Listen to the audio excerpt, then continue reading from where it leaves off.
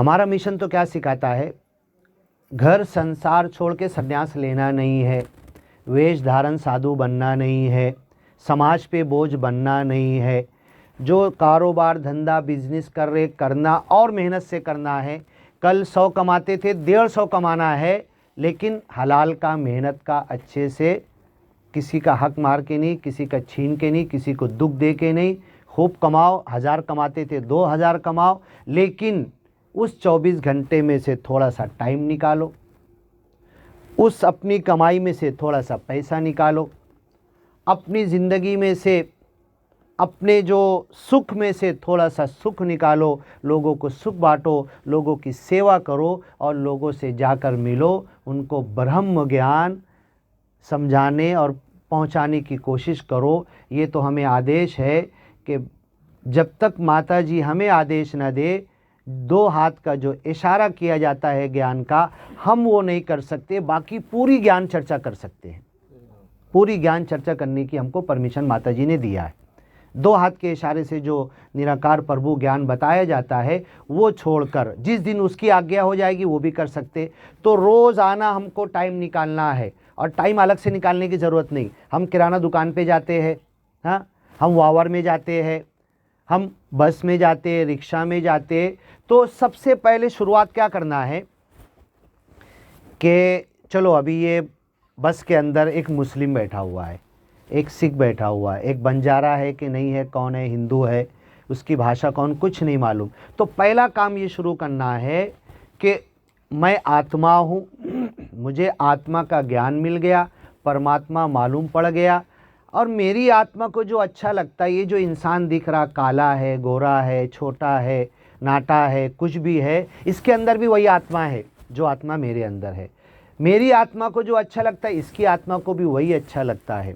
और ये मैं जैसा इंसान, ये भी इंसान है। मेरी कोई ज़ात नहीं, इसकी भी कोई ज़ात नहीं। मुझे मुक्ति मिल गई, ए मालिक इसको कैसे मुक्ति मिल जाए।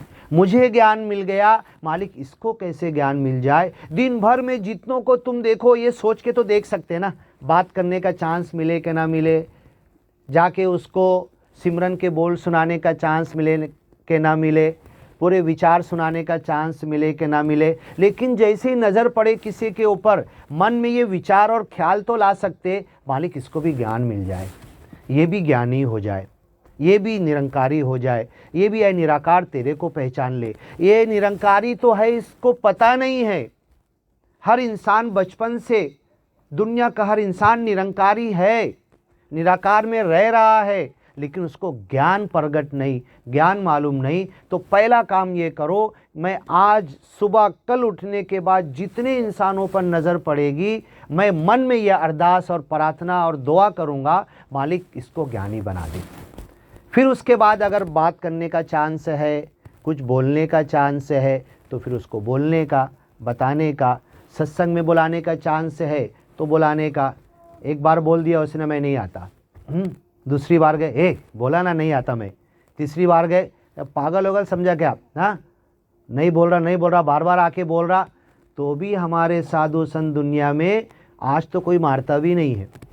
मोहम्मद पैगंबर को इतना पत्थर मारा लोगों ने, सच घोष्टी है, जूते के अंदर खून भर गए, लेकिन फिर जाते थे। क्या बे कितना बेशरम है, कल आया था पत्थर मारा, आज फिर आके खड़ा हो गया। बताओ ये ज्ञान देने की मन में क्यों।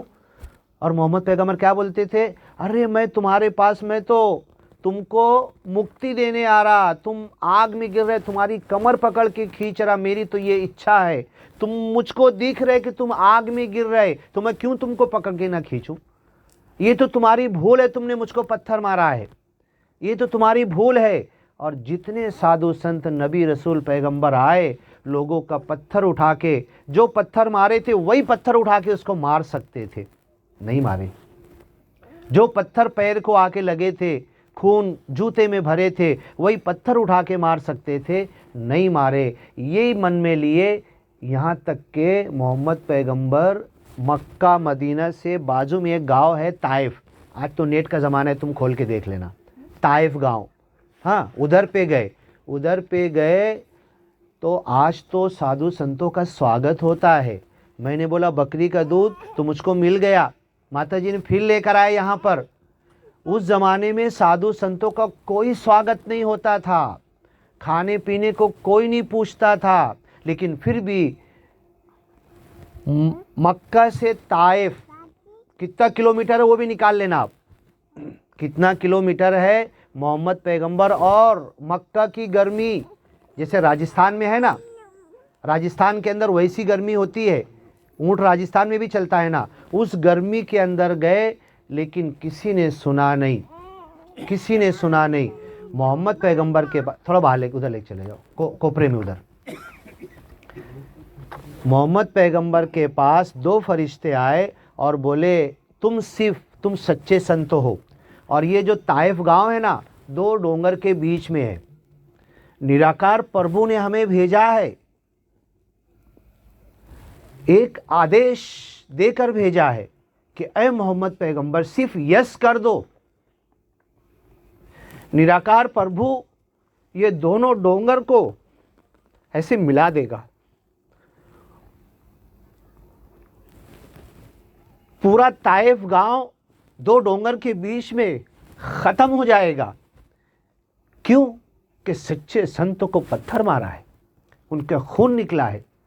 तो मोहम्मद पैगंबर को क्या कहना चाहिए था? यस यस कर देना चाहिए था ना। अरे अभी नहीं, क्यों पूछ क्यों रहे, मारो ना उनको, ख़त्म करो ना, मेरे साथ ऐसा उन्होंने व्यवहार किया, पूछ क्यों रहे, कहना तो ये चाहिए था ना मोहम्मद पैगंबर को। मोहम्मद पैगंबर ने जवाब दिया, क्या जवाब दिया? क्या फरिश्ते तुमको किसने भेजा है? निराकार प्रभु ने भेजा है। निराकार प्रभु के पास वापस चले जाओ और ये कह दो, ज्ञान के शब्द बोलना, ज्ञान पहुंचाना, ज्ञान की तरफ बुलाना, सत्संग सेवा सिमरन की तरफ बुलाना, ये मोहम्मद का काम है। और मन में उतारना, ऐ फरिश्ते जाके कह दो, ऐ मालिक निराकार प्रभु तेरा काम है।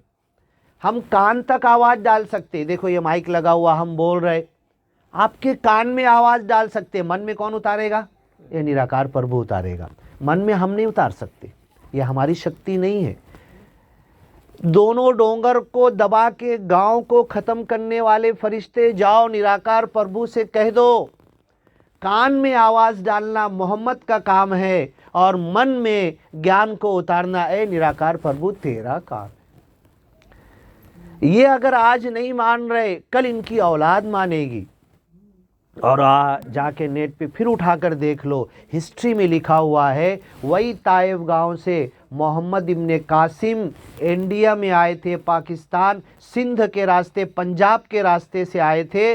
वही मोहम्मद पैगंबर ये ज्ञान लेकर आए थे। और आज जो निरंकारी मिशन ज्ञान दे रहा, 93 ईयर्स हुआ, वो मोहम्मद इब्ने कासिम ताइफ से लाए थे। वो ज्ञान माता सुदीक्षा जी आज लोगों को दे रहे हैं, ये वही ज्ञान है। अगर मोहम्मद पैगंबर ने ये बोल देते 1442 साल पहले कि ताइफ गांव को दोनों डोंगर से दबा के ख़त्म कर दो, तो वहाँ से मोहम्मद इब्ने कासिम नहीं आता, इधर सिंध और पंजाब लाहौर के अंदर निरंकारी मिशन के पास ये ज्ञान नहीं आता, और आज हम लोग यहाँ नहीं बैठे होते, हमको भी मुक्ति नहीं मिलती। बताओ। तो ये हमारे साधु संतों का सब्र है, सहन और शीलता है। उन्होंने सहन किया और लोगों को पलट के जवाब नहीं दिया, लोगों को वही पत्थर उठा के पलट के नहीं मारा, लेकिन ज्ञान की गंगा बहने दिया, आगे बढ़ने दिया। बस दास यही बोलेगा, बोलने को बहुत है, रात ख़त्म हो जाएगी। अवतार बानी, हरदेव बानी, कुरान, भगवत गीता, रामायण, महाभारत, वेद, सारे ज्ञान इतने हैं कि ज़िंदगी ख़त्म हो जाएगी, शास्त्र के ज्ञान ख़त्म नहीं होंगे। लेकिन बस मन में एक इच्छा लेना है, इस जग में मानव है जितने, सबके दिल की तमन्ना हो पूरी, सबको बना दे ज्ञानी ईमानी। दास तड़प कर अरदास कर रहा है, मेरी अरदास रहे ना अधूरी। यह है माता मेरी मुझे रब से मिलाती है, यह है माता मेरी मुझे मुझसे मिलाती है, मेरी आत्मा का ज्ञान देती है, और परमात्मा का, ईश्वर, परमेश्वर, गॉड, अल्लाह, निराकार, रब बताती है। यह माता मेरी मुझे खुद से मिलाती है, यह माता मेरी मुझे सब से मिलाती है। सारे इंसानों से हमको मिलना है, सारे इंसानों तक ज्ञान पहुंचाना है। और ये धुन ऐसी लग जाए, ये मन में ऐसी धुन सवार हो जाए, बोलते हैं ना मजनून और पागल, किसको बोलते? हाँ, ऐसी मजनून और पागल की जैसी धुन सवार हो जाए, मला मुक्ती भेटली, मला ज्ञान भेटला, त्याला भेटायला पाहिजे। उसको कैसे समझा दूं मैं? ये तो जान दो, ज्ञान तो बहुत अनमोल चीज़ है। अगर मेरी बहन कोई बता दे, किसी को मालूम पड़ जाए, अभी सोना 1 तोला क्या भाव है? 1 तोला सोना आज के ज़माने में 60,000 है ना। अभी आपको, आशा बहन जी, आपको अगर पता चल जाए कि ये यावतमाल में एक दुकान में 60,000 की बजाय 10,000 में 1 तोला सोना है, तो तुम्हारी जितनी शक्ति तो तुम लोगे ना जाके, है ना? और आने बाद चुप बैठेंगे क्या? क्या करेंगे? और उसके बाद कम भाव में है, जाओ तुमको लेना तो ले लो, है ना? बस यही ज्ञान की धुन सवार होना। ये सोना तो कुछ भी नहीं है, ज्ञान की धुन यही सवार होना चाहिए। मला मुक्ती भेटली, मला ज्ञान भेटला, त्याला भेटायला पाहिजे। बस जो दिन ये धुन सवार हो जाएगी तो ये पूरा गांव, बाजू वाला गांव और यहाँ से आगे तक, जैसे औरंगाबाद में पानीपत में समागम हो रहा है, हम यावतमाल में भी इतना बड़ा समागम ले सकते हैं। लेकिन मन में ये धुन पैदा करना पड़ेगी। इस जग में मानव है जितने, सबके दिल की तमन्ना हो पूरी, सबको बना दे ज्ञानी ईमानी, दास तड़प कर अरदास कर रहा है। आइए मालिक ईश्वर परमेश्वर निराकार प्रभु से अरदास करते हैं। मालिक सगळ्यांना तनाने, मनाने, धनाने, ज्ञानाने सुखी करा। Improve all medically, physically, spiritually, financially. अल्हम्दुलिल्लाहि रब्बिल आलमीन। सारी प्रशंसा गुणगान ए निर्गुण निराकार मालिक तेरे लिए है। अर्रहमानिर रहीम, तू परम दयालु है, परम कृपालु है। मालिक यौमिद्दीन, एक दिन हर प्राणी को जमा करेगा, हर एक का हिसाब किताब लेगा, अच्छे को अच्छा, बुरे को बुरा बदला देगा।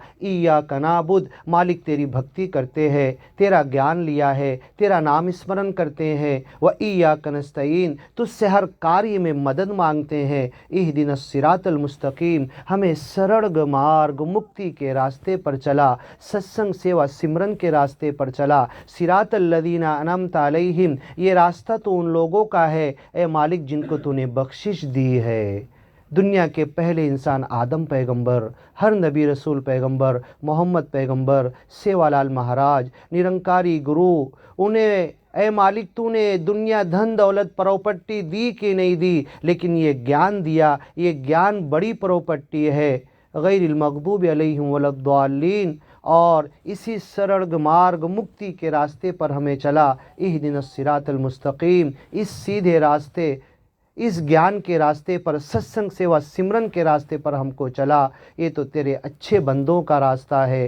गैरिल मग़दूबि अलैहिम वलद्दाल्लीन, जो भटक गए, सत्संग सेवा सिमरन का रास्ता भूल गए, इस ज्ञान को लेने के बाद इसको अपने वापर में नहीं लाए, इस ज्ञान पे नहीं चले, लोगों तक ज्ञान नहीं पहुँचाए, उनके रास्ते से बचा ले। आमीन। ए मालिक हमारी अरदास प्रार्थना पूरी कर। सगळ्यांना तनाने, मनाने, धनाने, ज्ञानाने सुखी करा।